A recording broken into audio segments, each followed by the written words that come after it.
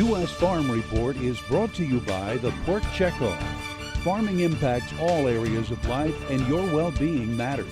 So here's a reminder to take a break, call a friend, and prioritize your mental health. For more information, visit porkcheckoff.org. Welcome back to U.S. Farm Report here at World Pork Expo in Des Moines. Again, we are excited to be here with Pork Checkoff and talking not only about prices but demand. A lot of things to cover with Dermont Hayes, Steve Meyer, as well as Erin Borror today.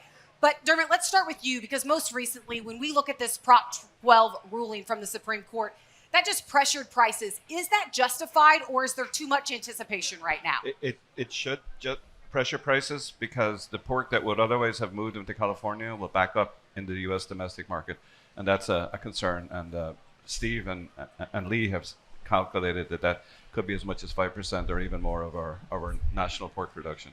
So it will be like losing a 5% export market if it happens.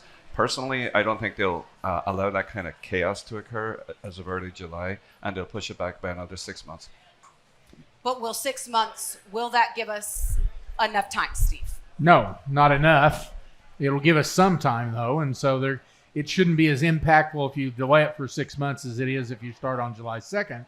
But I don't think it will give us the time to get to, California accounts for about 14% of our consumption, and we probably don't have half of that ready to go into there at this point. There's a bright spot when it comes to the pork industry, and that is export. So as you look at the latest export numbers that just came out from USDA, U.S. Meat Export Federation has been through that. March was a really good month. Was April as good as March? Yeah, April was still spectacular. So April was up 14.5% year on year. The numbers pulled back a bit from the huge March number, but up 14.5% year on year. And January through April, that puts us up 14% for U.S. pork and variety meat exports. And essentially, playing out as we'd expected, as the U.S.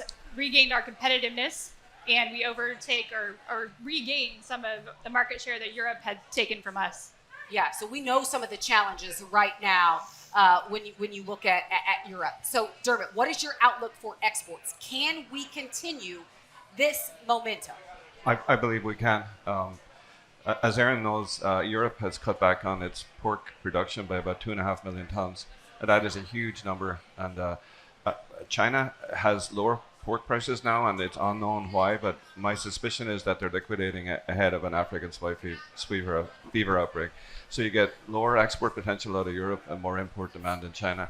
And we can backfill into countries that Europe would have had and potentially send some more product to China too. So I'm a little bit more optimistic even than Erin on exports. Demand is always such a strong driver, but why aren't pork producers seeing that at price level? I mean, you look at these break-evens today, and it is not pretty, Steve. Well, no, and on the one hand, you have break-evens, which are driven by cost of production, and we've had a fundamental change in the markets for corn and soybeans in the United States, driven mainly by carbon policy and subsidies paid for biodiesel and those kinds of things that have driven those costs up. We have a short crop in Argentina that's played into that. And so you've got break-even costs in the $90 range out through 2024 right now, compared to $63 back before 2020. So that's a fundamental thing that's changed, and we don't think that that's going to get a lot better over the next 3 or 4 years. I mean, we're going to have to cover those costs. What are you looking at, Erin? What is your forecast? How much more could we see exports grow yet this year for pork? Yeah, so USMEF's export forecast is up 8%. And we see that U.S. retaking market share again from Europe, and it is not China-driven. So just to clarify for USMEF, it is not China-driven.